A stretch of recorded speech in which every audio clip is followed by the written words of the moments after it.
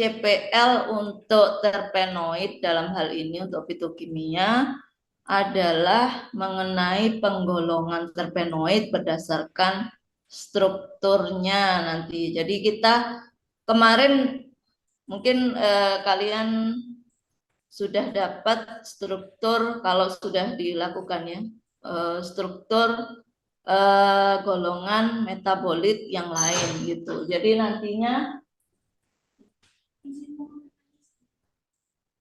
sebentar ya, sebentar ada apa deh?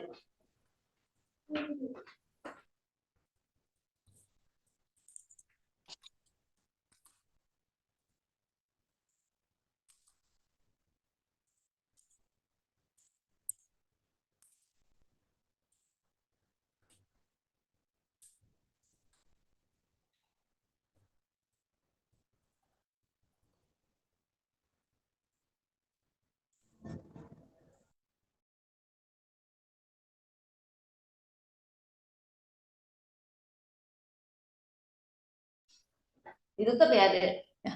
Maaf ya lah, ini soalnya di lab ya. Makanya kenapa saya minta Zoom itu sambil jaga praktikum karena Bu Tanfit tidak bisa hari ini keluar kota, jadi diminta saya. Oke. Jadi nanti kalau kalian melihat struktur dasar ya dari masing-masing golongan itu langsung tahu. Walaupun tidak tahu misalnya ini senyawa apa, tapi dari struktur dasarnya tahu langsung ya. Oh, ini alkaloid, ini ada ciri khasnya di sini. Oh, ini flavonoid, ini terpenoid karena ada isopren di sini gitu ya. Jadi nanti struktur dasarnya, kemudian penggolongan terpenoid yang banyak sekali ya, istilahnya menghasilkan senyawa-senyawa di dunia tumbuhan ya. Ini merupakan golongan metabolis sekunder yang bisa dibilang terbesar gitu ya, terbesar ditemukan gitu. Dan punya aktivitas yang luas sekali karena strukturnya bermacam-macam, sifatnya bermacam-macam. Nah, nanti kaitannya dengan bioaktivitas juga ya. Nah, untuk hari ini dari beberapa outcome yang kita harapkan baik dari penggolongan, struktur, bioaktivitas, biosintesis, pemisahan, dan analisis, kita untuk pertemuan siang ini sampai di bioaktivitas ya, bioaktivitas dari terpenoid. Nanti adik-adik bisa, kan contoh yang saya berikan tidak banyak supaya kalian tidak bosan, nanti di akhir kuliah saya tadi sudah sampaikan ya, jadi ke kontennya kalian, jadi nanti karena 150 menit, 100 menitnya itu untuk kuliah, 50 menitnya mungkin tugas kelas gitu ya. Artinya sisa waktu kalaupun kita tatap muka maupun Zoom itu sisa waktunya bisa kalian gunakan untuk mengerjakan. Artinya saya memberi soal pun sangat mudah, bisa langsung dicari, bisa langsung dijawab itu ya. Oke, lanjut dari sini kita ke pengertian terpenoid ya. Secara umum ini beberapa contoh ya. Jadi kalau melihat seperti ini nanti bisa niteni dari mana? Nanti kita lihat struktur dasar dari terpenoid. Terpenoid itu suatu senyawa organik. Jadi kalau kalian belajar kimia organik, nah senyawa organik di sini hampir mirip lah dengan yang kalian pelajari di dasar kimia organik gitu ya. Senyawa organik yang ditemukan dalam tumbuhan, yang kita bahas dalam tumbuhan, dan memiliki beragam sifat dan struktur yang membuat terpenoid itu penting dalam dunia industri kimia, industri makanan minuman, kemudian industri tentu saja farmasi gitu ya. Nah, sebenarnya apa sih terpenoid gitu? Kalau kalian mungkin sudah dapat sebelumnya dijelaskan secara umum, kemudian ada materi screening, misalnya screening fitokimia. Kalian mungkin belum belajar secara detail mengenai apa definisi masing-masing golongan yang kalian sudah praktikumkan sebagian ya, sebagian belum. Nah, terpenoid adalah produk alami yang strukturnya dibagi menjadi beberapa unit isopren. Apa sih isopren? Yaitu senyawa dengan rumus dasar C5H8. Ini yang disebut isoprenoid gitu ya. Strukturnya seperti apa? Seperti yang di samping kiri ini. Jadi yang asalnya seperti ini. Kalau kalian sudah lihat struktur yang sudah bersambung-sambung, nanti sambungannya tuh kayak gini ya. Jadi di sini ada CH2, kemudian di sini ada C yang mengikat CH3, kemudian ada C lagi. Jadi C-nya ada 5, sini 1, 2, 3, 4, 5, kemudian H-nya 8, 2, 5, 6, 7, 8 ya. Satu unit isopren. Tapi terpenoid tentu saja karena dia suatu senyawa, dia tidak hanya satu unit isopren ya. Nah, kemudian kalau dilihat di sini ada kepala, ada ekor gitu ya. Jadi isopren itu nama kimianya disebut sebagai 2 metil, kemudian 1,3 buta di N ya. Karena di sini ada D di sini di N gitu. Kemudian memiliki sifat aromatik yang kuat, kebanyakan memang masuk kategori senyawa aromatis. Jadi banyak digunakan di aromaterapi untuk beberapa golongan struktur terpenoid gitu ya. Tidak semua, tapi memang secara aromatis dia kuat dan variasi strukturnya itu banyak dari yang sederhana sampai yang kompleks ya. Nah, kemudian bioaktivitas terpenoid itu banyak juga ya, banyak. Tapi ini beberapa yang paling sering muncul dari terpenoid di banyak tanaman. Jadi dia bisa sebagai antimikroba, sebagai antiinflamasi, antioksidan. Nanti kita lihat juga justru karena fungsi-fungsi dasar seperti ini, akhirnya ini pasti mengarah ke anti kanker, anti tumor juga, anti diabetes juga, karena biasanya penyakit-penyakit yang lain itu turunan dari ini gitu ya, turunan dari aktivitas yang ini. Jadi terjadinya kanker awalnya juga karena ada inflamasi tapi pada dataran DNA. Lama-lama kalau dibiarkan, inflamasi itu karena apa? Karena bermacam-macam, bisa karena infeksi, ya infeksi bisa disebabkan oleh virus, bakteri, atau sesuatu yang pokoknya mengganggu. Kalian bisa mengingat apa penyebab inflamasi di sana gitu ya. Bisa juga karena adanya radiasi misalnya, polusi dan macam-macam yang lain ya. Dari faktor eksternal bisa, dari faktor internal bisa. Sama dengan antioksidan. Antioksidan di dalam tubuh kita itu sebenarnya sudah dibuat. Kalau kita hidupnya alami kayak zaman dulu, zaman Nabi Adam misalnya, kita nggak butuh misalnya harus mengonsumsi suplemen yang punya aktivitas antioksidan. Di tubuh kita sudah ada, contohnya glutathione gitu ya. Tapi justru karena banyak sekali yang terjadi gitu yang disebabkan oleh faktor eksternal sehingga merusak tubuh kita, sel-sel tubuh kita, bahkan sampai DNA, sehingga sampai kalau dibiarkan mengalami mutasi, maka bisa terjadi banyak penyakit yang itu membutuhkan antioksidan dari luar ya. Antioksidan bisa diperoleh dari makanan, dari minuman, dari suplemen bisa ya. Kalau antioksidan yang alami, biasanya orang-orang yang masih di suku-suku tertentu itu tidak membutuhkan suplemen dan obat-obatan dari luar, itu karena memang makanan mereka masih sangat tinggi antioksidannya gitu ya. Sementara orang modern sudah banyak sekali butuhkan antioksidan berlebih gitu. Karena banyaknya kerusakan di dalam tubuh akibat gaya hidup dan makanan yang lebih suka junk food misalnya. Jadi terpenoid tidak cuma ini aktivitasnya, tapi juga masih banyak yang lain. Nah, kemudian kita lihat sifat umum terpenoid. Terpenoid memiliki beberapa sifat umum, baik sifat fisika maupun kimia, yang secara umum ya. Misalnya dalam keadaan segar merupakan cairan tidak berwarna, tetapi apapun ya kalau teroksidasi pasti akan berubah dari warna aslinya menjadi gelap. Misalnya kalian lihat lah ya di kentang, kemudian apel, kalau sudah dibuka teroksidasi dia mengarah ke warna kecoklatan gitu ya. Ada cara tentu saja untuk menghindari oksidasi. Kalau kita misalnya habis mengisolasi atau mengekstraksi sebaiknya ditaruh di botol yang berwarna gelap gitu ya, warna coklat misalnya kayak gitu. Kemudian ditempatkan di tempat yang tidak terkena cahaya matahari. Karena dengan sinar UV itu akan meningkatkan kejadian oksidasi gitu kan. Kemudian punya bau yang khas tergantung jenis sumber terpenoidnya ya. Coba kita ingat kalau kita membaui minyak lemon ya, itu kan khas banget baunya seperti itu. Minyak mawar misalnya, nanti minyak melati gitu misalnya ya, itu minyak asiri ya, minyak asiri yang aromanya sangat khas. Minyak kayu manis, kayu putih juga khas. Jadi baunya khas itu maksudnya sesuai dengan sumber penghasilnya ya, tumbuhan yang menjadi sumber penghasilnya.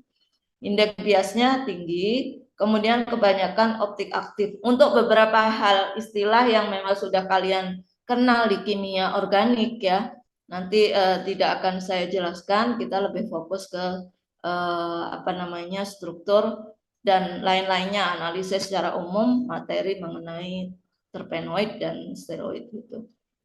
Nah, kemudian kerapatan lebih kecil dari air, larut dalam pelarut organik seperti alkohol dan eter. Jadi kalau mau mengekstraksi terpenoid, kalau mau dapat terpenoid tidak terkotori dengan golongan senyawa yang lain gitu, kalian menggunakan pelarut organik seperti N-heksana dan eter. Alkohol maksudnya di sini etanol. Etanol itu pelarut organik namun bersifat polar.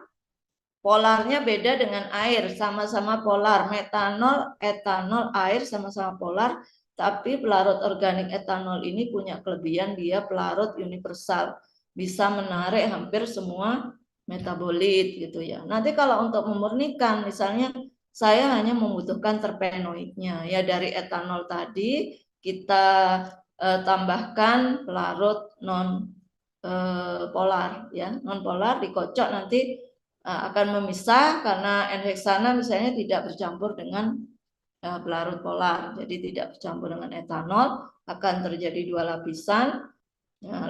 Lapisan N-heksananya nanti akan mengandung terpenoid gitu ya. Terus kemudian yang tidak kita butuhkan di luar terpenoid akan masuk ke pelarut etanol gitu ya. Jadi itu caranya kalau mau memisahkan. Kemudian sifat kimia dari terpenoid merupakan senyawa tidak jenuh, rantai terbuka ataupun siklit. Tadi kelihatan ya dari struktur ini kan kelihatan kalau ini senyawanya tidak jenuh ya. Oke. Kemudian bisa terbentuk terbuka atau siklik ya. Nanti baik yang kategori apapun di situ itu ada yang terbuka, ada yang siklik ya. Sikliknya ada yang monosiklik, ada disiklik gitu ya. Tergantung banyaknya unit isopren yang mengikat di situ.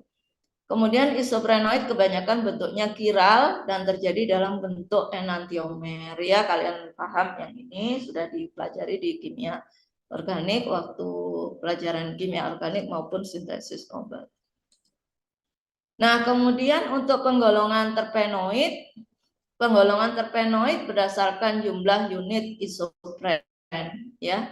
Itu ada banyak. Jadi mulai dari monoterpen, sesquiterpen, diterpen, triterpen, tetraterpen. Lebih dari tetraterpen atau yang mengandung atom C40, masing-masing kelompok ini terdiri dari penambahannya adalah 1 atau 2 unit isopren gitu ya. Kalau lebih dari tetraterpen itu masuk golongan politerpen. Jadi yang misalnya N-nya berapa di sini misalnya 10, jadi C-nya 50 itu sudah politerpen ke atas ya. Ada senyawa-senyawa di alam yang memang politerpen. Nanti kita lihat.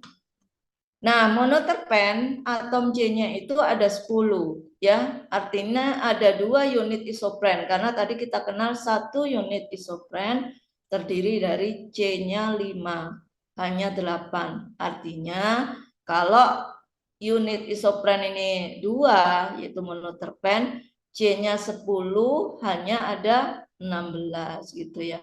Kemudian sesquiterpen atom C-nya 15.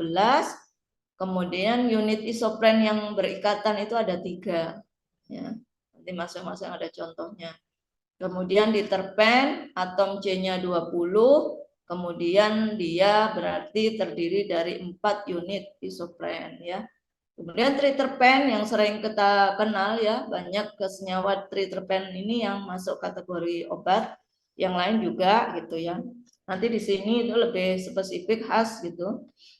Triterpen atomnya C-nya itu ada 30, sehingga karena masing-masing unit isopren terdiri dari 5, berarti ada 6 unit isopren. Begitu juga selanjutnya tetraterpen, atom C-nya 40, unit isoprennya berarti ada 8. Kalau politerpen tentu saja lebih dari 40 ya. C 5 kali N, N-nya berapa? Ya terserah gitu ya. Jadi bisa pokoknya nantinya C-nya di atas 40 ya. N-nya adalah unit isopren yang mengikat. Misalnya unit isopren mengikat 10, ya ini 50 gitu ya. Nah, kemudian mengenai sumber-sumbernya, jadi kalau kita tahu minyak atsiri itu kelompok yang volatile oil ya, minyak-minyak menguap, itu adalah kelompok terpenoid yang berasal dari penggolongan masuk kelompok monoterpen sama sesquiterpen ya. Jadi kalau kalian ada bagian membahas tentang minyak atsiri, maka minyak atsiri itu adalah kalau nggak monoterpen pasti sesquiterpen, tergantung. Makanya karena perbedaan itu tingkat penguapan, kecepatan menguap itu juga beda-beda. Jadi kalian misalnya suatu saat tertarik untuk menjadi formulator parfum misalnya. Parfum itu kan berasal dari campuran blended dari minyak-minyak atsiri, baik dari bunga, buah maupun kulit kayu gitu ya. Makanya ada parfum yang cenderung woody gitu ya, aromanya agak ke arah kayu-kayuan gitu ya. Kemudian ada yang bunga-bungaan gitu ya. Jadi flowernya banyak di situ mix dan mencampur parfum. Jadi formulator parfum itu sangat pintar gitu ya, mencampur supaya parfumnya itu baunya harum dan lengketnya nempelnya di tubuh atau di baju itu lama. Itu ada sekolahnya loh ya yang kayak gitu ya, sekolah untuk mencampur minyak atsiri untuk jadi parfum, jadi aromaterapi itu membutuhkan waktu. Kalau dulu itu sampai 20 tahun jadi ahli bener ya. Artinya kalau ahli itu ketemu minyak ini langsung bisa nyampur dengan ini karena hafal bahwa minyak ini yang ringan, ini yang medium, ini yang berat gitu tahu ya. Jadi mana yang perbandingannya misalnya 5-3-1 misalnya. 5 itu yang apa, 3 yang apa misalnya, yang satu apa kayak gitu. Itu ada ininya sendiri. Tapi kalau sekarang ya tentu saja nggak terlalu butuh waktu selama itu ya. Itu profesor-profesor zaman dulu kalau mau jadi super ahli di bidang minyak atsiri itu katanya waktunya aromaterapi itu butuh waktu lama. Kalau sampai menghasilkan sesuatu yang jadi brandnya dia gitu ya, bukan follower gitu ya. Artinya tapi ya hasilnya bisa dilihat ya, minyak-minyak yang ada di Perancis itu yang terkenal dengan parfumnya itu memang sangat mahal, jutaan ya harganya per botol gitu ya. Tapi di Indonesia ada salah satu getah yang menghasilkan minyak yang harum dan harganya mahal juga gitu ya, baik yang ada di Sumatera Utara maupun minyak yang ada di Kalimantan. Kalau Kalimantan yang terkenal minyak gaharu, kalian mungkin pernah dengar, yang asli itu juga sangat mahal gitu. Makanya pohon gaharu juga sangat mahal gitu ya. Kemudian untuk yang lain di luar minyak atsiri ini ada resin pinus misalnya, itu adalah kelompok diterpen. Resin itu tidak cuma terpenoid di sini ya. Resin itu ada yang di pohon, ada yang resin-resin yang ada di empon-empon itu juga ada gitu ya. Tapi masuk kategori yang lain. Kemudian triterpen yang kita tahu banyak itu ada di kelompok saponin, ada di damar kayak gitu ya. Saponin kalian tahu ini adalah salah satu glikosida gitu ya, yang biasanya oh ya, kalian ingat ya, kalau selama ini kalian mengenal ada rasa ekstrak atau tumbuhan tertentu itu pahit, itu biasanya wah ini pasti mengandung alkaloid nih, pahit banget gitu ya. Belum tentu ya, belum tentu. Jadi beberapa tanaman itu juga sangat pahit. Kita contohkan sambiloto, pahitnya masya Allah gitu ya. Sama kayak kalian merasakan brotowali ketika praktikum farmakok gitu ya, pahit banget. Namun dia bukan karena pahitnya disebabkan oleh alkaloid, tapi disebabkan oleh terpenoid ini ya. Kelompok triterpen itu lumayan pahit ya. Saponin di mana-mana pahit ya. Kemudian tetraterpen. Jadi kalau kalian selama ini mengenal pigmen-pigmen itu berasal dari flavonoid, turunan flavonoid, misalnya leukoantosian ya, antosianin itu. Antosianin adalah bagian dari flavonoid, itu juga menghasilkan pigmen yang bisa sebagai pewarna alami. Namun tetraterpen itu juga pigmen yang bisa menghasilkan warna alami gitu ya. Contohnya karoten dan pigmen-pigmen masih banyak lagi yang kelompok terpenoid nanti kita lihat. Nah, kemudian tadi yang di atas terpen adalah politerpen. Ini kelompok getah kayak gitu ya, gom kayak gitu. Kemudian karet alam. Nah, itu adalah politerpen. Banyak sekali sebenarnya Indonesia menghasilkan getah-getah yang mungkin penelitian di apa ya istilahnya di data kita itu masih kurang ya, tapi secara tradisional banyak orang menggunakan getah untuk pengobatan ya, misalnya getah dari apa namanya, bukan yang dari ini ya, bukan getah karet, tapi getah yang digunakan untuk pengobatan. Misalnya kitolot itu kan diambil getahnya untuk pengobatan pada mata, misalnya kayak gitu ya. Kemudian ya termasuk gom-gom itu ya, yang di Indonesia mungkin tidak banyak penelitian mengenai itu. Eman-eman sih sebenarnya. Mungkin ada kalian yang tertarik meneliti getah dari kayu ataupun buah, itu kandungannya apa, kemudian khasiatnya juga apa. Itu bagus loh ya untuk penelitian. Kemudian ini contoh beberapa kelompok penggolongan terpenoid tadi ya. Jadi di sini nanti kita lihat satu persatu. Di sini ada yang siklik seperti ini, monosiklik ya, monosiklik. Ada yang disiklik seperti ini. Dari mana kita tahu kalau ini kelompok terpenoid? Ya tadi unitnya yang apa namanya jadi ciri khas adalah isopren ya. Kalau seperti ini itu isopren. Ini juga gitu ya. Nah, ini ada yang bentuk terbuka seperti ini. Jadi ada yang siklik, ada yang non siklik kan ya. Jadi ada pinen, limonen, felandren, kurkumen, kafen. Ini bukan kurkumin ya, kurkumen. Karena strukturnya beda. Kamfen, linalool, borneol, bisabolen, zingiberon ya. Karena di zingiber, kelompok-kelompok genus zingiber itu selain apa namanya menghasilkan beberapa zat yang tidak tergolong minyak asiri, tapi di sana juga ada minyak asirinya ya, termasuk kelompok famili Zingiberaceae yang lain gitu. Jadi selain kurkumin, pada kurkuma itu juga ada minyak asiri. Kemudian di jahe itu juga ada minyak asirinya. Yang aromanya mesti muncul itu adalah minyak asiri. Nah, ini juga jadi ada posisi cis, ada trans, walaupun sama posisi cis dan trans ini bisa jadi berasal dari tumbuhan yang berbeda gitu ya, nanti ada contohnya. Kemudian alpha velandren dan beta velandren walaupun sama monosikliknya, tapi ini berasal dari tumbuhan yang berbeda. Nanti menimbulkan aroma yang berbeda juga. Limonen, linalool, kamfen gitu ya, itu juga khas pada masing-masing tanaman. Coba kita lihat satu persatu contohnya. Nanti kalian bisa tambahkan sendiri yang lainnya.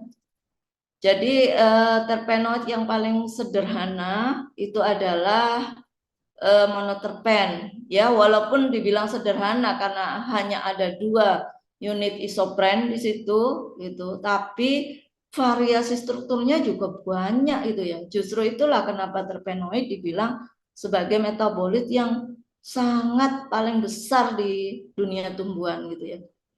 Ini contoh ada yang asiklik, ada yang siklik ya. Ini yang asiklik contohnya pada minyak mawar, terus kemudian geranium yang menghasilkan geraniol, kemudian juga minyak neroli.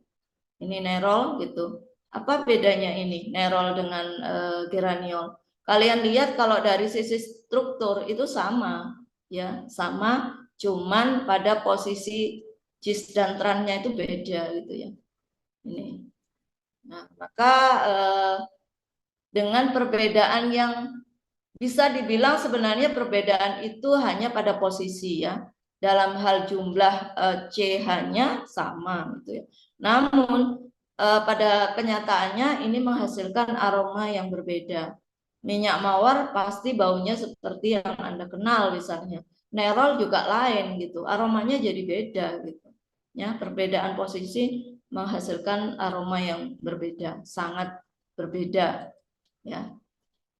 Ya, seperti tadi, jadi ada 2 isopren di situ. Komponen utama dalam minyak asiri ya. Jadi monoterpen itu mudah sekali menguap sebagai bau-bauan sehingga dimanfaatkan sebagai campuran parfum atau parfum utamanya gitu ya. Bahan utamanya adalah kelompok monoterpen. Sifatnya cairan tidak berwarna dan tidak larut dalam air ya. Justru kenapa ini kalau kalian mau mengekstraksi kelompok monoterpen sama sesquiterpen tidak disarankan mengekstraksinya dengan cara ekstraksi yang kalian lakukan kemarin, maserasi misalnya kayak gitu ya. Apa tidak bisa? Ya bisa, asal pelarutnya itu tidak pakai air ya bisa gitu ya. Cuman tidak optimal. Yang terbaik karena ini adalah salah satu dari minyak menguap, minyak asiri, volatile oil, maka cara ekstraksi yang terbaik adalah dengan destilasi. Ya, jadi destilasi itu menghasilkan kemurnian yang tinggi, ya, mempertahankan aromanya itu ya, dan tidak banyak waktu dan biaya yang terbuang gitu ya. Kalau ekstraksi misalnya memaksa menggunakan maserasi atau yang lain yang kemarin kalian lakukan di praktikum misalnya menggunakan etanol ya bisa gitu karena etanol pelarut universal bisa menarik semuanya, namun harus dilakukan ekstraksi bertingkat lagi, tambahan lagi setelah dirotak harus ditambahkan pelarut lain yang bisa menarik monoterpennya saja itu ya. Itu kan buang-buang waktu gitu ya. Mending didestilasi langsung dapat lebih murni lagi karena dia menguap gitu. Kemudian dapat dibagi jadi 3 kelompok. Tadi yang contoh yang sudah sebelumnya ini adalah yang asiklik, graniol tadi contohnya ya. Ada yang monosiklik, jadi ada semacam lingkaran tapi satu gitu, misalnya limonen. Limonen berasal dari minyak lemon gitu. Kemudian ada bisiklik, misalnya pada alfa dan beta pinen ya. Coba kita nanti lihat. Nah, tadi minyak mawar apakah sama seperti air mawar yang kita kenal? Tidak, beda ya. Kalau minyak mawar kita dapat dari destilasi seperti tadi saya jelaskan, sementara minyak mawar tidak ya. Itu adalah salah satu proses ekstraksi dengan air gitu. Kemudian pada setiap kelompok monoterpen juga dapat dibagi atas hidrokarbon sederhana tak jenuh, itu misalnya limonen, atau dapat mempunyai gugus fungsional seperti alkohol, misalnya mentol gitu ya, kalian kan kenal itu mentol, itu bentuknya ada OH-nya gitu ya. Jadi nanti bedakan OH yang ada di terpenoid ya, monoterpen dengan OH yang kalian kenal sebelumnya di polifenol. Di flavonoid ada OH, di polifenol tanin misalnya ada OH. Tapi berbeda ya. Dari mana? Ya dari unit dasarnya lagi-lagi. Kalian harus mengenali setiap metabol itu punya unit dasar yang khas. Mau alkaloid, mau flavonoid, mau tanin, mau terpenoid gitu ya. Kalau ada OH selalu berpikir apa ini polifenol. Nah, lihat struktur dasarnya ya. Kalau struktur dasarnya mengikuti punyanya flavonoid, berarti dia flavonoid gitu ya. Kemudian ada aldehid atau keton ya, misalnya menton, karbon itu juga terpenoid. Kemudian monoterpen merupakan komponen terbesar dari minyak asiri yang ditemukan melimpah dalam tanaman ya. Pokoknya tanaman-tanaman yang menghasilkan aroma yang tajam gitu, khas tertentu. Misalnya pada bunga-bungaan itu pasti mengandung minyak asiri ya, minyak asiri yang memang di Indonesia saja jumlah minyak asiri yang diekspor yang diminati di luar negeri itu sebenarnya ada 80, yang paling banyak sudah diterima di banyak industri luar itu ada 40 kalau nggak salah ya, kalau nggak ada perubahan. Namun yang menjadi masalah di masyarakat kita itu cara memurnikan supaya minyak asirinya itu didapat minyak asiri yang berkualitas tinggi. Itu tidak banyak yang apa istilahnya bisa melakukannya. Jadi hanya beberapa kelompok saja yang memang ada pembinaan di situ. Karena dengan kemurnian yang tinggi, kualitasnya meningkat seperti itu berbanding selaras dengan harganya. Bahkan kita itu lebih banyak penghasilnya asiri, cuman dalam hal kualitas masih kalah dengan India, gitu ya. Eman-eman sebenarnya. Nah, ini menjadi tugas kita. Misalnya di wilayahnya adik-adik itu ya, di kalian misalnya ada orang banyak menanam cengkeh. Misalnya di suatu saat banyak yang menanam nilam. Itu pelajari minyak asiri bisa untuk meningkatkan potensi income dari para petani tersebut. Karena banyak juga penghasil penanam nilam, kemudian cengkeh itu yang tidak bisa memanfaatkan itu untuk peningkatan ekonominya karena tidak bisa mengolah itu menjadi minyak asiri. Jadi kalau cengkeh hanya diambil bunganya saja untuk dijual, ya dipakai untuk rokok itu loh ya. Tapi tidak bisa mengolah itu menjadi minyak asiri. Daunnya itu juga menghasilkan minyak asiri yang laku di pasaran gitu ya. Kemudian bioaktivitasnya, misalnya camphor gitu ya. Camphor kan ditambahkan dalam obat gosok seperti gliga misalnya, itu ada camphornya yang digunakan untuk nyeri rematik, nyeri-nyeri yang pada tubuh itu ya untuk obat gosok gitu. Untuk pijat misalnya kayak gitu. Kemudian mentol digunakan dalam salep dan obat gosok juga, namun pemakaian untuk saat ini mentol itu digunakan di industri makanan, minuman, kemudian bahkan digunakan untuk produk rokok ya supaya timbul rasa sembriwing gitu ya.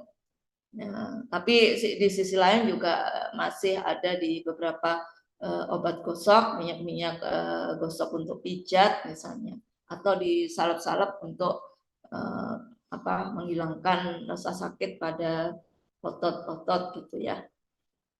Kemudian biji jeruk itu digunakan untuk meningkatkan nafsu makan dan penguat aromatis minyaknya ya.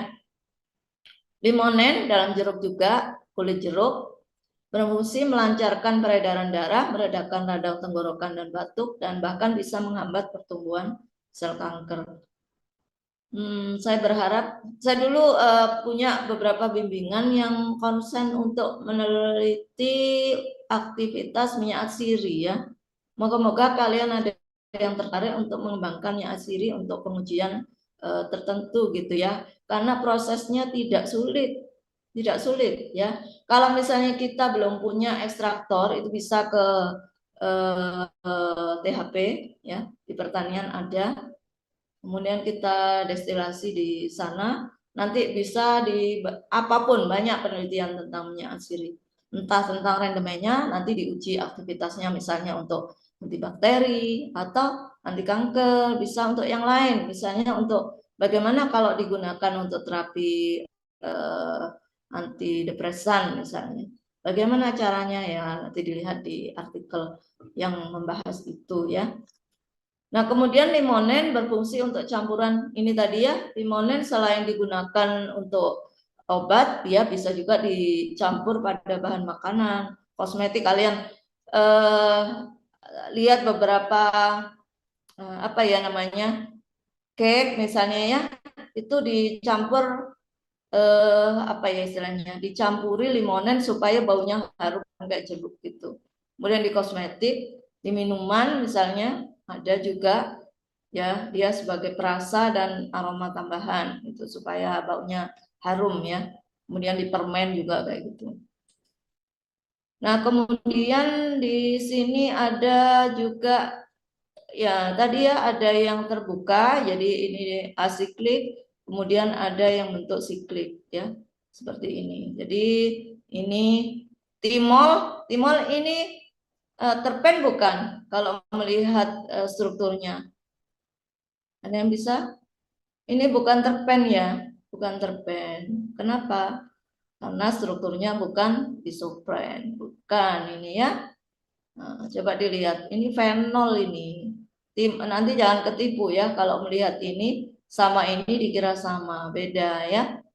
Jadi kalau mau terbentuknya mentol itu berasal dari timol, yang ini kelompok fenol, ditambah 3H2, kemudian jadi mentol. Karena beberapa minyak asiri, parfum ya yang kita pakai, itu tidak semua, jangan dibayangkan itu benar-benar minyak asiri yang saya ceritakan di sini ya. Bukan ya. Kalau ya bukan berarti tidak ada banyak parfum yang memang berasal dari campuran minyak asiri itu ada, cuma pasti bisa dilihat dari harganya ya. Harganya pasti mahal, nggak murah ya, nggak mungkin dijual 10.000 segitu ya. Bisa jadi 1 mili itu bisa ratusan ribu. Itu kalau memang itu memang apa ya istilahnya asli gitu ya. Nah, kita dapat harga murah seperti itu karena itu adalah parfum yang berasal dari minyak-minyak yang dibuat di laboratorium sintesis ya. Baunya sama. Ini contohnya. Misalnya kalian punya satu apa namanya? Kalau di sintesis obat tuh ya. Misalnya mau bikin salah satu minyak asiri, dilihat tuh strukturnya kayak gitu. Berarti ini bisa dibuat dari apa plus apa kayak gitu ya. Entah itu dengan memecah beberapa rangkaian ikatan di dalam suatu senyawa sehingga terbentuk minyak asiri tertentu gitu, ataukah dengan menambah sesuatu yang itu jadi mengikat yang lain gitu ya. Kayak gitu. Jadi timol kemudian ditambah H2 3H2 menjadi mentol gitu. Mentol kalau kita dapat di alam itu berasal dari daun mint. Fungsinya banyak ya. Selama ini daun mint itu bisa juga digunakan untuk minuman, tambahkan di beberapa kue, makanan, di rokok dan lain-lain. Nah, kemudian limonen itu ada di buah jeruk. Jadi ciri ini jangan lupa ya, walaupun siklik atau asiklik, pokoknya harus ada kepala sama ekor ya, apa namanya ikatan tak jenuh seperti ini C-nya itu ada di sini, ada 2 gini, 1 unit. Ini siklik. Nah, di limonen ini. Kalau ini, nah ini bisiklik ya, bisa. Jadi dari kamfor, pohon kamfor menghasilkan kamfer tadi yang digunakan untuk minyak gosok. Kemudian ada lagi mirsen yang berasal dari minyak verbena. Kemudian ada terpentin menghasilkan alpha pinen sini. Ini juga sikliknya ada 2 gitu ya. Oke, lanjut. Nah, berikutnya yang C15 yang terdiri dari 3 unit satuan isopren, sesquiterpen ya. Ini merupakan turunan dari farnesol pirofosfat. Nanti dilihat farnesol pirofosfat itu seperti apa. Jadi kalau misalnya kenapa ini kok tidak seperti yang lain, Bu? Misalnya kalian tanya kan kelipatannya kebanyakan C10, C20, C30, C40 kan gitu ya. Kelipatan 10. Karena sesquiterpen ini sebenarnya adalah hasil dari senyawa antara ya. Dia senyawa antara dalam kunci biosintesis ya. Senyawa antara nanti biosintesis minggu depan kita lihat apa saja senyawa antara di sana gitu ya. Nah, ini salah satunya. Jadi sesquiterpen itu adalah kunci dalam biosintesis itu senyawa antara gitu. Terbentuk ini. Makanya C-nya juga C15 gitu. Namun justru karena tidak sampai 20 gitu ya. Ini bisa apa ya, termasuk kategori minyak asiri yang mudah menguap tadi ya. Namun lebih cepat menguap yang monoterpen gitu. Nah, nanti ada kategorinya, ada pelajarannya sendiri kalau memperdalam mengenai monoterpen sama sesquiterpen atau minyak asiri ya, baik nanti digunakan untuk terapi maupun untuk parfum, kosmetik juga itu ya. Nah, berdasarkan kerangka karbon dibagi menjadi sama dengan tadi, jadi ada asiklik misalnya farnesol, kemudian ada monosiklik misalnya gamma bisabolen, dan bisiklik misalnya karotol. Nah, ini juga merupakan komponen minyak asiri. Jadi pemberi aroma pada buah dan bunga juga sama kayak monoterpen tadi. Ini contohnya, nanti coba kalian lihat yang lain ya karena saya ada tugas di akhir kuliah ini. Ini misalnya farnesol, kemudian ini yang walaupun bentuk kayak gini ya, ini masuk kategori asiklis loh ya, karena ini enggak terikat di sini, enggak membentuk siklus gitu. Sementara yang ini ada bisiklik di sini, misalnya contohnya Audismol ada 2 klik seperti ini. Bioaktivitasnya bisa sebagai hampir semua terpenoid, mau kelompok yang manapun itu punya aktivitas antimikroba ya. Ya mungkin karena dia bisa merusak dinding-dinding mikroba ya, baik virus maupun ini. Makanya tidak heran kalau kemarin pada saat COVID kalian bisa melihat, mungkin sudah juga melihat gitu, bahwa minyak kayu putih itu diklaim bisa menjadi pencegah dari serangan virus COVID gitu ya. Nah, sehingga ada saran bahwa orang harus pakai kalung yang diproduksi oleh salah satu kementerian yang itu mengandung minyak kayu putih. Nah, karena mereka mendasarkan dari sini gitu ya, jadi kalian memahami karena di situ ada antimikroba, mikroba termasuk virus di sana ya. Namun klaim itu harus dibuktikan apakah cukup kuat untuk bisa merusak struktur atau membran dari virusnya gitu ya, virus COVID gitu. Nah, karena belum cukup bukti sehingga para dokter ya protes kalau ada seperti itu, nanti membuat orang merasa sudah aku sudah bawa kayu putih jadi aman gitu kan zaman itu ya, khawatirnya kayak gitu. Tapi sebenarnya memang minyak kayu putih ada manfaat di sana sebagai antimikroba dan dia juga bisa sebagai relaksan gitu ya. Terus kemudian juga penghangat tubuh sehingga bisa mencegah terjadinya common cold gitu ya kalau kita belajar di fitoterapi nanti gitu. Kemudian ada yang sebagai hormon, kemudian juga bisa pada tumbuhan bisa menghambat pertumbuhan kuncup pada tanaman tertentu, namun juga sebagai regulator pertumbuhan tanaman. Jadi bisa sebagai regulator ya. Ini ada manfaatnya sebenarnya buat kita ya, teknologi yang digunakan untuk memacu produksi metabolit tertentu di tanaman itu, kalau kalian ada yang fokus mau belajar di sana itu ada ahlinya di IPB itu sebenarnya ya. Di IPB itu kan walaupun dia IPB institut paling bisa karena di biotropikanya itu biofarmaka di IPB itu sangat maju, bahkan kita mungkin yang farmasi kalah dengan di sana ya, penelitiannya loh maksud saya. Mereka orientasinya tidak hanya penelitian tapi produk. Jadi semua penelitian harus nantinya jadi produk. Saya pernah main ke sana karena waktu mengikuti RAM IPB waktu itu ya. Jadi bisa tahu bagaimana kualitas penelitian di dosen-dosen di sana yang sudah orientasi produk kemudian berhubungan dengan industri.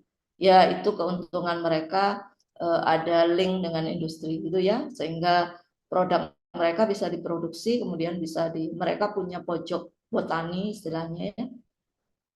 Pojok botaninya mereka itu menjual hasil penelitian dari biofarmakanya IPB, kemudian bisa dijual di seluruh Indonesia gitu ya. Mereka kan punya mall, dijual di pojok mall, ada pojoknya gitu yang khusus menjual produk-produk hasil penelitian. Contoh yang digunakan dalam dunia medis misalnya artemisinin. Artemisinin itu adalah kelompok sesuai terpen yang digunakan untuk obat anti malaria. Namun yang sekarang ini terjadi karena sekali lagi masyarakat kita itu masih sering menggunakan obat-obat tertentu yang penelitiannya itu butuh waktu, butuh dana, tenaga yang tidak sedikit itu ya. Apa ya istilahnya, kurang mematuhi aturan penggunaan. Jadi artemisinin pun sekarang sudah resisten sebagai anti malaria gitu ya. Mungkin kalau akhirnya peneliti itu kan kembali lagi mengotak-ngatik sumber dari kina gitu ya, kloroquine diotak-atik lagi supaya sisi-sisi yang tadinya itu non aktif karena resistensi tadi, nah itu diubah lagi supaya nanti bisa dieksplor sehingga jadi obat anti malaria yang poten lagi seperti itu ya.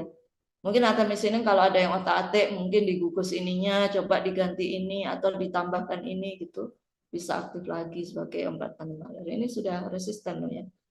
Kenapa kok malaria? Kan kejadiannya jarang sekarang, Bu. Siapa bilang gitu? Di mana dulu gitu ya?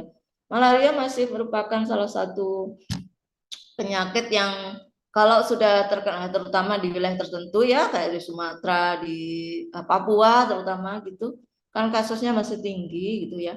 Jadi peneliti-peneliti yang ke sana biasanya sudah sebelumnya itu kalau tidak membawa kapsul sambiloto dan kunyit itu biasanya minum kina sebelum ke sana gitu ya. Karena nyamuknya itu banyak yang kelompok nyamuk malaria gitu ya. Jadi orang yang sudah kena malaria itu sembuhnya susah. Pada momen-momen tertentu itu bisa kambuh seperti itu ya, karena obatnya entahlah apa karena faktor kondisi tubuhnya atau karena faktor resistensi yang sudah menjalar di banyak obat baik di kelompok anti malaria maupun antibiotik gitu ya di Indonesia. Kemudian yang berikutnya diterpenoid mempunyai C20 dibangun dari 4 unit isopren, tadi sudah kalian lihat ya. Ini sama, jadi ada yang asiklik ya, berarti rantainya itu memang nggak siklik. Kemudian ada bisiklik, ada tetrasiklik ya. Kemudian 3 kelas diterpen adalah diterpen resin, kemudian ada yang toksik ya kelompok ini. Jadi beberapa terpenoid itu memang toksik ya. Kemudian ada gibrelin. Gibrelin kan kalian sudah tahu, mungkin ingat di pelajaran botani mungkin ya. Ini adalah hormon yang umumnya menstimulasi pertumbuhan. Ada untungnya kalau kalian tahu misalnya mau memacu pertumbuhan suatu tanaman obat misalnya, tapi tidak menggunakan sesuatu yang berbau kimia dari luar gitu ya. Nah, bisa menggunakan gibrelin dari tumbuhan yang lain gitu. Makanya ada beberapa orang kelompok yang sangat peduli dengan lingkungan itu menggunakan semua yang dibutuhkan untuk pertumbuhan dan kesehatan tanaman itu dengan tumbuhan yang lain gitu ya. Bahkan untuk mengusir serangga, mengusir hama itu mereka menghancurkan rumput-rumputan, daun-daunan di sekitar itu kemudian disemprotkan ke misalnya nanam padi ya, ke padi atau ke jagung kayak gitu, dan itu berhasil. Mereka tidak memerlukan obat-obatan istilahnya pestisida dan lain-lain ya. Kemudian anti insektisida yang itu berbahaya untuk manusia sebenarnya ya kalau terakumulasi dalam tubuh. Nah, mereka menggunakan semuanya dari tanaman gitu karena tanaman mengandung banyak sekali hormon yang bersifat pertumbuhan maupun zat-zat yang bisa memproteksi dirinya ataupun kalau diberikan ke tumbuhan lain bisa memproteksi tumbuhan itu dari serangan hama seperti itu ya. Yang concern ke sana pastinya orang-orang yang peduli dengan kesehatan manusia, kesehatan lingkungan juga. Ya, karena banyak lingkungan rusak, banyak penyakit baru itu akibat dari kesalahan perlakuan manusia terhadap lingkungan ya, termasuk penggunaan zat kimia yang berlebihan seperti itu. Termasuk penggunaan pupuk kimia yang sekarang sulit banget, petani itu kasihan banget ya di situ. Itu perannya para ahli di bidang pertanian, sarjana pertanian tuh harusnya di sana dia masuk. Bukan sarjana pertanian kerja di bank, jadi metrep, seharusnya bukan itu ya, tapi bagaimanapun ya tuntutan ini kan ya. Jadi sarjana pertanian malah tidak menyelesaikan permasalahan di dunia pertanian, malah nyebrang di posisi lain. Namun di Indonesia, ironisnya 80% sarjana itu melakukan hal itu ya adik-adik ya. Mungkin kalau kalian melihat farmasis tidak separah di profesi lulusan sarjana yang lain. Jadi 80% dari lulusan sarjana di Indonesia itu bekerja tidak pada ranah pendidikan yang dia alami di jalur pendidikan sebelumnya gitu ya. Misalnya sarjana hukum itu tidak selalu otomatis kerja di hukum law and firm misalnya, tidak, tapi mereka kerja bisa di bank, bisa jadi metrep, bisa jadi yang lain seperti itu ya. Padahal ada beberapa profesi itu yang membutuhkan profesi tertentu, namun malah tidak ada lulusannya ya. Contohnya apa? Sekarang data analis misalnya, gajinya sangat tinggi karena nggak ada lulusannya yang spesifik di situ ya. Biasanya mereka mendapatkan itu dari kursus-kursus yang diadakan oleh kampus maupun tempat-tempat pelatihan. Gitu. Baik, kemudian sebagian besar di terpen ini distribusi sangat terbatas ya, terbatas kelompok yang ini. Kecuali senyawa asiklik induk yaitu fitol. Nah, fitol itu banyak. Kemudian yang berada dalam bentuk ester pada molekul klorofil. Ya, kalau ingat molekulnya klorofil itu kan ada istilah fitol di sana gitu. Kemudian senyawa resin punya fungsi sebagai protektif di alam yang merupakan eksudat dari batang kayu atau lateks tumbuhan herba ya. Eksudat dari tumbuhan itu juga penelitinya di Indonesia saya lihat jarang banget ya. Saya hanya melihat salah satu ini dari orang IPB, cuman dia masuk di kelompok penelitian di BRIN itu ya, meneliti beberapa eksudat tanaman yang ada di wilayah Sumatera gitu ya. Padahal kan kalau kita lihat eksudat dari tanaman itu banyak sekali ya, banyak sekali. Yang mulai yang berharga sangat mahal seperti gaharu itu kan eksudatnya yang dipakai ya. Kemudian dari yang seperti itu sampai yang batang-batang kecil seperti apa namanya tumbuh-tumbuhan yang masuk kelompok herba yang mengandung beberapa jenis getah misalnya itu juga jarang. Sebaiknya mungkin kalau ada penelitian kalian mungkin kalau di daerahnya banyak tumbuhan yang menghasilkan getah-getah itulah diteliti bisa kan ya kandungannya apa coba dicari aktivitasnya apa. Kalau tidak menemukan misalnya dicari mungkin di penelitian luar negeri satu genus yang sama atau satu family itu ada penelitian untuk apa coba juga dilakukan itu gitu ya sehingga penelitian itu lebih kaya tidak hanya berasal dari bagian tanaman yang selama ini kita kenali misalnya bunga, buah, biji, daun, batang, kulit batang, akar tidak seperti itu tapi sudah dari batang maupun dari herba itu juga bisa diteliti gitu ya. Nah, itulah mengapa sebenarnya mahasiswa farmasi itu selamanya tidak akan kekurangan topik untuk penelitian ya. Nggak akan bingung. Aduh, neliti apa ya saya belum nemu ini topiknya gitu. Judul apa ya kok bingung? Buka sedikit saja di artikel tuh kalian langsung punya ide untuk penelitian banyak sekali gitu ya. Nggak ada yang nggak ada yang bikin buntu untuk membuat judul penelitian. Kalau mahasiswa di sosial teman kalian misalnya yang bingung, saya masih belum nemu topik, kalian tidak seharusnya tidak itu. Apapun bisa jadi ide kalau kalian ya. Nah ini contohnya di terpen, vitamin A, beta karotin kayak gitu ya. Ini kan terdiri dari 3 atau ini ada beberapa sih, sebenarnya 1, 2, 3, ada 30 C tadi ya. Jadi kalau kita lihat dari struktur di sini, 20 ya di terpen, saya terpen aja mikirnya. Jadi ada 20, jadi ada 4 unit isopren di situ.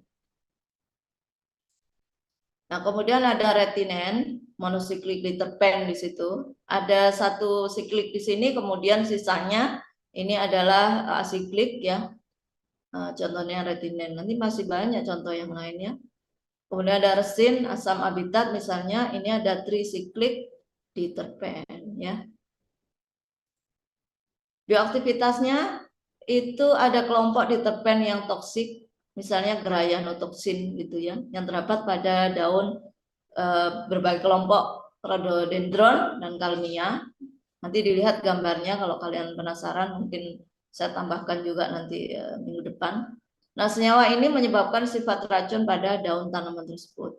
Kemudian bioaktivitasnya kelompok diterpen itu ada yang sebagai hormon pertumbuhan tanaman, kemudian antivida jadi melindungi tumbuhan itu dari serangan hama, misalnya yang lain, supaya nggak dimakan hama lain itu dia punya zat kelompok diterpen ini yang toksik kalau dimakan sama herbivora misalnya kayak gitu ya. Senyawa pemanis, inhibitor tumor dan anti kanker. Biasanya senyawa atau golongan senyawa yang punya aktivitas toksik seperti ini ya, beberapa kelompok yang toksik, baik dari kelompok alkaloid maupun terpenoid, itu biasanya juga punya aktivitas sebagai anti kanker atau anti tumor. Karena dia juga toksik terhadap sel kanker gitu ya. Ditujukannya ke situ untuk membunuh atau menghambat pertumbuhan kanker gitu. Nah, kemudian berikutnya triterpenoid, triterpen itu senyawa dengan kerangka karbon 6 unit isopren terdiri dari C30, bentuknya tidak berwarna, kristalin, sering punya titik lebur tinggi ya. Kemudian sulit dikarakterisasi karena tidak reaktif. ya. Jadi karena tidak reaktif, kalian tidak bisa pakai anisaldehid asam sulfat misalnya dengan KRT untuk mendeteksi triterpenoid ini, ya. Gimana dong deteksinya? Digunakan Lieberman Buchat yang biasanya digunakan juga untuk deteksi alkaloid gitu ya. Nanti apa yang membedakan dengan alkaloid? Warna yang terbentuk itu beda ya, karena susunan strukturnya berbeda gitu ya. Kalau alkaloid kan ada N-nya di sana. Jadi warna untuk triterpenoid ini hijau, biru hijau gitu ya, biru agak kehijauan ya. Untuk sebagian besar triterpen dan sterol. Nah, kalau praktikum pakai ini juga mungkin ya.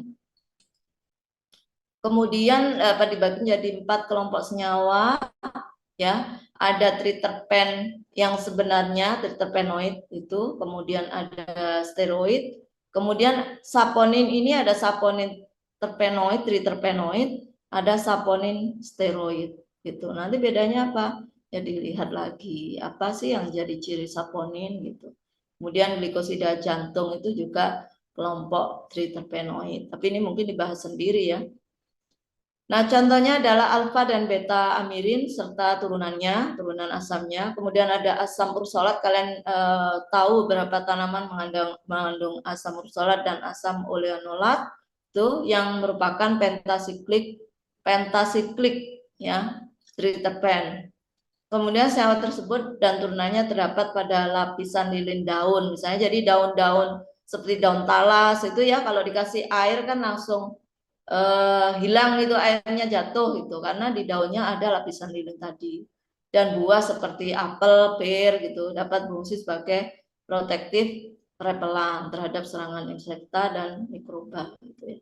Namun kalau kalian melihat beberapa channel menyatakan bahwa apel itu, anggur, apel, kemudian yang lain pir misalnya, memang sengaja diberi lilin luarnya supaya tidak mudah busuk, itu bisa juga dibuktikan. Kan mudah aja kalau memang mengandung lilin, coba kita cek, didekatkan apa namanya ke api gitu ya, coba bagaimana. Kalau dia bisa meleleh itu berarti memang dilapisi dari luar gitu ya, bukan aslinya gitu, bukan mengkilatnya itu bukan karena memang kulitnya ada lapisan lilin, tapi memang diberi lilin yang kita kenal itu ya, supaya awet, tidak mudah ini busuk. Triterpen juga ditemukan pada resin, kulit kayu, dan dalam lateks ya, cukup banyak di sana. Kemudian triterpen ini yang menimbulkan rasa pahit pada tanaman yang mengandung terpenoid. Rasanya pahit banget. Jadi kalau di kalian kenal rasa pahit antara alkaloid apa terpenoid gitu aja ya. Nah, kemudian ada squalen di sini. Squalen ada lanosterol. Itu kan beberapa contoh kelompok squalen itu tidak hanya pada hewan ya. Squalen ada pada hewan, pada ikan tertentu mengandung squalen. Kemudian lanosterol juga sama, tapi ini juga ada di tanamannya. Misalnya juga apa itu, saya lupa, ada beberapa yang kelompok senyawa yang itu ditemukan di hewan, ternyata di beberapa jenis mikroba tertentu gitu ya.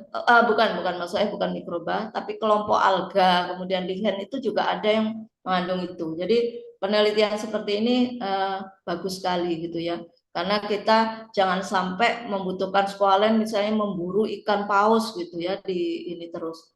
Karena mau diambil minyaknya untuk squalen, produksi squalen termasuk lanosterol. Kemudian ada lagi likopen, beta karoten tadi ya. Ini juga banyak kita butuhkan. Kemudian ada politerpen, yaitu karet alam dan gutapeca. Guta itu apa ya, getah itu ya, getah tertentu, getah, beberapa getah itu adalah kelompok terpenoid yang terdiri dari banyak sekali unit isopren. Itu banyak sekali N-nya berapa di sini. Nah, ini juga banyak yang bisa untuk terapi.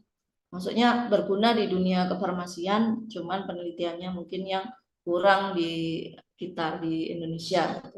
Jadi ini kenapa ya gitu.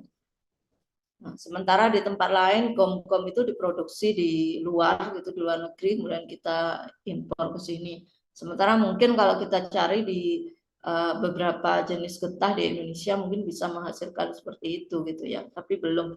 Nah, penelitian itu seperti misalnya Taxus baccata menghasilkan taksol dan itu sudah ditemukan lama sebagai anti kanker. Namun di Indonesia itu baru-baru ini saja diketahui ada Taxus juga satu genus yang tumbuh di Sumatera secara tradisional memang digunakan untuk pengobatan gitu. Yang ternyata bisa juga untuk anti kanker karena juga mengandung taksol serta senyawa lain untuk anti kanker gitu ya. Tapi kan baru aja penelitian itu gitu. Padahal Taxus baccata itu sudah diteliti lama puluhan tahun yang lalu gitu ya, sudah ditemukan taksol itu lama ya, sama-sama penemuan itu dengan vinblastine pada tapak darah gitu ya pasca itu gitu ya. Jadi mungkin kalau suatu saat ada kalian yang memang tertarik dengan penelitian, sebaiknya memang meneliti di beberapa apa ya istilahnya bahan bagian tanaman yang memang penelitinya masih kurang ya. Siapa tahu menemukan banyak sekali senyawa yang itu bisanya diambil dari hewan-hewan yang langka di laut itu yang selama ini diburu ya, kelompok paus, kelompok ya kayak istilahnya golongannya itulah ya, yang jumlahnya terbatas karena dia kalau punya anak itu ya nggak banyak, nggak seperti ikan lain. Jadi sekali punya anak ya satu, misalnya nunggu lagi berapa tahun baru dia punya anak lagi ya, cepat habis kalau diburu terus gitu ya. Siripnya, hatinya diambil gitu. Padahal itu ada beberapa yang hanya ada di suatu wilayah di laut tertentu misalnya. Siapa tahu itu bisa didapatkan senyawa itu dari entah itu dari tanaman, entah dari alga atau dari lihen misalnya yang lain gitu.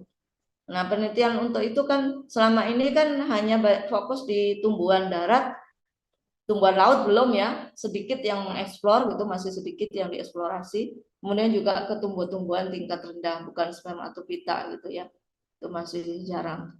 Nah, mungkin kalian tertarik bisa coba ke sana suatu saat. Misalnya tidak sekarang, kalian sekarang masih fokus di tanaman misalnya, di S2-nya atau S3-nya gitu ya. Saya rasa itu bagus sekali. Karena beberapa tadi sudah menunjukkan itu ternyata tidak hanya ada di hewan, ikan, tapi juga di tanaman ada. Termasuk yang getah-getah ini ya, belum banyak penelitian dilakukan. Nah, kemudian terpenoid itu untuk industri bisa dimasukkan tadi ya ke industri parfum, kosmetik itu ya. Ini sesuatu yang sebenarnya sangat banyak duitnya, tapi yang pegang biasanya bukan kita ya, bukan apoteker malahan ya. Padahal parfum itu juga ilmunya farmasi karena kelompok minyak asiri aromaterapi itu ya. Ternyata yang menguasai di Indonesia pun di dunia itu bukan apoteker loh ya, orang-orang kimia dan orang-orang kesehatan yang lain malahan fokus di situ ya, atau malah di profesi yang itu kebetulan tidak bukan profesi terkait kesehatan gitu, bukan. Parfum itu ada ahlinya sendiri, kemudian di kosmetik biasanya selain untuk diambil manfaatnya sebagai apa terapi untuk kulit, misalnya juga aromatisnya, aromanya yang khas itu pada minyak asiri itu pada terpenoid tadi ya, kelompok monoterpen sama susterpen, makanya itu dipakai di industri parfum dan kosmetik. Kemudian di pengobatan tradisional, misalnya yang dekat-dekat saja, misalnya di Madura itu kan banyak sekali simplicia yang digunakan dalam bahan jamu itu yang aromanya sangat tajam. Nah, itu pasti mengandung beberapa jenis minyak siri ya. Atau di tradisional yang lain, misalnya kayak bakera di Minahasa, bakera itu digunakan untuk terapi pasca persalinan dengan cara penguapan ya. Manfaatnya selain merelaksasi, mengurangi rasa sakit pasca persalinan, dia juga relaksasi pasti ya, karena beberapa ibu muda itu biasanya mengalami dalam tanda petik sindrom mengalami depresi gitu ya, karena sesuatu yang mungkin berbeda dengan hidupnya sebelumnya itu. Nah, itu terjadi cukup tinggi gitu ya, sehingga dengan relaksasi dari uap minyak-minyak yang berasal dari tanaman itu, di Bakera itu ada beberapa jenis tanaman yang itu memang kandungan minyak asinnya cukup tinggi gitu ya di masing-masing. Nah itu sudah diteliti oleh ilmuwan dari luar malahan gitu ya. Kalau kalian kenal dupa-dupa gitu ya, baik di Bali maupun di Madura, di Arab, kemudian Jawa itu ada dupa dan itu merupakan minyak asiri juga. Aromanya kan bisa mengharumkan ruangan, juga bisa merelaksasi. Mungkin kalau secara tradisional ada yang ini bisa mengusir jin misalnya kayak gitu ya, secara mistis itu. Jadi aroma harum itu sebenarnya lebih ke arah psikis, bisa menimbulkan relax itu sehingga antidepresan. Kemudian kalau itu ada semacam lavender misalnya ya, lavender itu minyak yang bisa kalau dibakar itu bisa menimbulkan efek tenang sehingga memudahkan tidur ya, dia untuk anti insomnia misalnya sulit tidur seperti itu dan lainnya banyak. Jadi secara tradisional pun itu sudah digunakan di banyak tradisi. Kemudian tentu saja di industri farmasi terpenoid banyak dipakai untuk pengobatan yang terutama digunakan untuk anti mikroba, kemudian juga meningkatkan daya tahan tubuh, ya. Kemudian juga digunakan untuk model, ya, model untuk sintesis obat-obat yang kita kenal di dunia pengobatan konvensional, gitu ya. Jadi modelnya karena banyaknya jenis terpenoid sehingga bisa jadi kalau molekul itu disintesis menghasilkan banyak sekali obat digunakan dalam pelayanan ya. Jadi kalau kalian tahu androgafolid itu adalah terpenoid yang digunakan sebagai markernya Andrographis paniculata sekaligus sebagai salah satu senyawa yang bisa digunakan untuk beberapa khasiat, misalnya untuk menstimulasi meningkatkan daya tahan tubuh gitu ya. Ini contoh bentuknya gitu ya, di situ ada mentol, limonen, karotenoid, karotilen. Ini karotenoid itu tadi sudah ya, karobilen misalnya ada di cengkeh misalnya, minyak cengkeh. Kemudian kalau dalam bidang kesehatan ya tadi khasiatnya sudah ya, jadi bisa sebagai obat herbal karena bisa mengobati berbagai macam penyakit. Kemudian juga untuk kanker karena efek toksiknya misalnya dipakai untuk anti kanker ya. Contohnya adalah Taxol yang ditemukan dalam Taxus baccata itu sudah lama digunakan sebagai anti kanker. Kemudian karena sifat anti mikroba, anti inflamasi, terpenoid digunakan juga dalam pengobatan kulit, misalnya sakit kulit, gatal-gatal, eksim, kemudian jerawat dan lain-lain. Bisa juga tadi sebagai obat gosok yang digunakan untuk menghilangkan nyeri reumatoid itu misalnya karena ada efek menghangatkan dan lain-lain, masih banyak ya. Nah, kemudian dalam makanan minuman, karena tadi ada beberapa kelompok terpenoid yang bisa sebagai pewarna alami karena pigmennya itu cukup bagus ya warnanya. Ini saya sampaikan tadi bisa seperti antosianin pada flavonoid ya, sebagai derivatnya flavonoid. Maka di terpenoid di kelompok atau golongan tertentu itu bisa menghasilkan pigmen yang digunakan sebagai pewarna alami dalam produk makanan dan minuman seperti beta karoten misalnya yang terkenal menimbulkan warna karoten itu bisa menghasilkan warna kuning atau warna merah tergantung sumbernya ya. Kemudian juga untuk meningkatkan rasa karena aromanya yang unik seperti misalnya vanili ya. Vanili itu salah satu emas hijau yang kalau kita menanam itu kan nggak banyak menanam, kebutuhan di industri itu cukup tinggi baik untuk makanan, minuman dan lain-lain gitu. Nah itu harganya jutaan ya 1 kilonya, jutaan. Jadi ini potensial misalnya kalian punya lahan dan mau belajar tentang bagaimana menanam vanili, itu selalu ada pasar yang sampai saat ini masih tersedia cukup luas gitu ya, karena nggak banyak yang menanam vanili. Sebenarnya kebutuhan vanili itu untuk industri makanan minuman itu sangat-sangat tinggi ya. Baik misalnya untuk pembuatan roti, minuman, cake, kemudian yang lain-lain kebutuhan di industri di pasar-pasar tradisional gitu kan, ya butuhnya kayak sedikit-sedikit itu. Tapi ininya kalau dalam bentuk hasil produksi 1 kilo gitu ya mahal jutaan ya. Ada beberapa tanaman yang saya kira itu memang benar-benar kayak emas hijau gitu ya. Contohnya adalah kalau bisa membudidaya purwoceng yang biasanya tumbuh di Dieng tapi bisa dilakukan di tempat lain. Misalnya kalau kita di Rembangan bisa nanam itu dikondisikan dengan suatu teknologi smart farming gitu ya, dikendalikan seperti kondisi di Dieng, kemudian menghasilkan metabolit yang sama dengan di sana. Itu juga suatu yang sangat menguntungkan karena apa? Per kilonya hitungannya bukan puluhan atau ratusan ribu, tapi jutaan. 1 kilonya 2.500.000 gitu ya.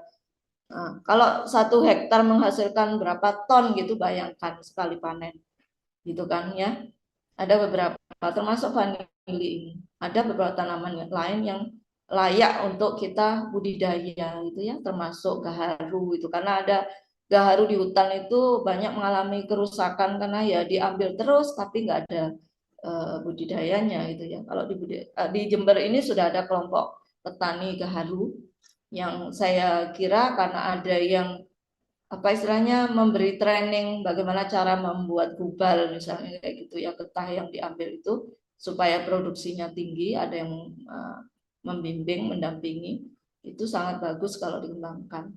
Ya, misalnya nggak nanam banyak, nggak sampai 1.000 pohon, 100 pohon aja bayangkan harga 1 pohon kalau usia sudah mulai usia 3 tahun itu ranting daunnya itu bisa dijual karena bisa menghasilkan minyak asiri yang gaharu itu ya, minyak asiri yang itu bisa dikembangkan untuk teh herbal, untuk sabun herbal misalnya kayak gitu ya.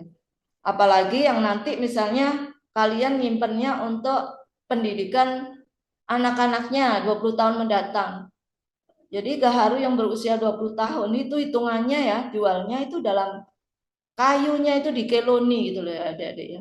1 kilo berapa, 1 kilo berapa. Wajar kalau 1 pohon bisa harganya itu puluhan juta gitu ya. Puluhan juta. 60 juta ke atas gitu lah usia 20 tahun. Bayangkan kalau kalian punya 100 pohon ya untuk tabungan misalnya daripada ditabung nggak ada hasilnya dijadikan nanam pohon seperti itu, pohon gaharu, nanam vanili gitu atau yang lain. Oke, kemudian juga mint untuk meningkatkan rasa semriwing gitu ya di permen, di makanan tertentu, kemudian di minuman, di rokok itu dikasih ini ya. Jadi seperti itu ya adik-adik ya. Kesimpulannya untuk sore ini bahwa terpenoid itu justru karena banyaknya tadi struktur, sifatnya juga beda-beda antara satu dan yang lain, maka kegunaannya juga sangat luas, baik di industri kimia, di industri kesehatan, farmasi, di industri makanan minuman, cukup luas gitu ya, penggunaannya luas. Di industri parfum, kosmetik seperti itu sangat banyak ya. Nanti kalian lihat karena kalian akan ada tugas seperti ini. Jadi di sini karena ada mungkin 50-an orang di kelas ini ya. Di kelas ini kelas apa ini? Sampai lali aku. Bedanya sama praktikum aku sampai ini ya adik-adik ya. Ketuker-tuker. Ini kelas apa ya adik-adik? Oke, di kelas C ada berapa orang? Silakan dibagi 10. Ini kan masih ada waktu sampai 17 gitu ya. Nanti kalau saya berharap karena ini mudah, kalian sebelum itu bisa upload di MMP segera itu setelah saya beri tugas. Dibagi 10 kelompok. Nah, masing-masing silahkan memilih 1 sampai 5 ya. Saya mau milih yang monoterpen, dilaporkan aja ke komtingnya, jadi supaya nggak semua ke 10-10-nya milih monoterpen gitu ya. Jadi nanti 2 kelompok itu ya, 2 kelompok saja yang milih monoterpen, kemudian sesuai terpen, diterpen atau apapun ya di sini. Kemudian cari senyawa yang menjadi contoh dari masing-masing ya senyawanya. Misalnya monoterpen, contoh senyawanya apa? Jadi ada gambar senyawanya sama namanya. Kemudian tumbuhan penghasilnya apa serta bioaktivitasnya. Karena ini penelitian tentang terpenoid itu sudah lama dilakukan sehingga datanya juga sangat banyak ya. Oke, adik-adik ya, silakan kalian screenshot, tapi di MMP saya inikan juga, saya tulis juga yang ini.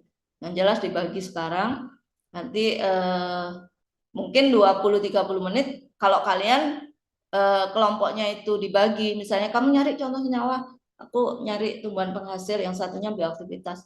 Selesai sebentar ya, coba dicari. Oke, silakan di screenshot pertanyaannya, tugasnya, nanti kalian kerjakan. Saya beri waktu uploadnya ya sampai jam 18 gitu. Ada pertanyaan? Izin bertanya, Bu. Ya, silakan deh. Untuk kelompok yang senyawanya sama, untuk kelompok yang topiknya sama, apakah senyawanya itu harus berbeda gitu? Ataukah boleh sama? Salah satunya berbeda ya. Maksudnya bisa jadi di situ senyawanya sama, tapi kebetulan dihasilkan oleh tumbuhan lain yang berbeda, boleh. Ya, karena ada ya kayak tadi saya contohkan taksol misalnya, tidak hanya dari Taxus baccata, tapi ada di Taxus sumatrana misalnya kayak gitu, boleh.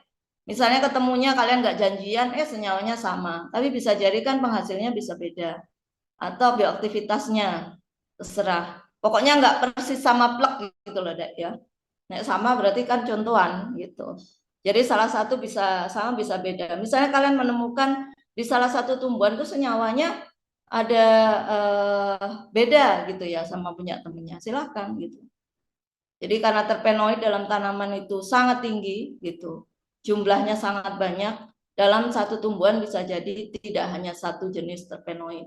Ya, ada beberapa, baik itu hanya monoterpen tapi tidak hanya satu atau yang lain gitu. Boleh saja salah satunya beda, tapi maksud saya dengan contoh yang banyak sekali di kalian bisa langsung search, itu banyak sekali monoterpen, nggak cuma satu kan. Monoterpen kan banyak sekali tuh ya. Yang satu misalnya aku nyari yang contoh yang asiklik misalnya, saya mau cari yang siklik tapi kelompok sama-sama monoterpen, pasti ketemu. Nah kebetulan dua tumbuhan penghasilnya sama, yuk gak popo, kan senyawanya beda gitu ya, boleh kayak gitu. Bioaktivitasnya pasti beda antara asiklik dan monosiklik misalnya, kan sudah beda karena dia nanti terkait dengan target protein target dalam tubuh yang beda juga itu. Ya, jadi kalau kalian misalnya melihat dari mana tahunnya, nah ini yang saya nggak tahu. Kenapa sama plek, kan ya nggak mungkin ya. Monoterpen ada asiklik, ada monosiklik misalnya. Yang lain juga ada bisiklik, ada monosiklik, ada asiklik gitu. Ya, contohnya banyak. Jadi tidak mungkin lah kalau hanya 10, kemudian 5 yang dibahas, pasti bisa macam-macam. Ya. Yang ini saja, yang monosiklik sajalah itu sudah banyak contoh gitu. Apalagi yang lain gitu ya. Ini kan banyak contoh. Ini saja kan sama-sama sesquiterpen. Yang satunya asiklik, yang ini bisiklik gitu. Ya. Terus ini sama-sama misalnya di sini sama-sama bisiklik, tapi dengan bentuk yang berbeda, ternyata dihasilkan oleh tumbuhan yang berbeda ya. Kemudian kayak mawar sama geraniol tadi, itu kan sama persis, ini sama-sama asiklik, tapi kan dihasilkan dari tumbuhan yang beda karena posisi CH2OH-nya berbeda. Jadi gitulah deh maksudnya ya. Jangan sama plek ketiplek dari senyawa, tumbuhan, bioaktivitas, banyak kok ya. Oke? Ada lagi yang lain? Kalau tidak ada, mungkin saya akhiri sampai di sini. Insya Allah minggu depan kita ketemu langsung tatap muka gitu. Tapi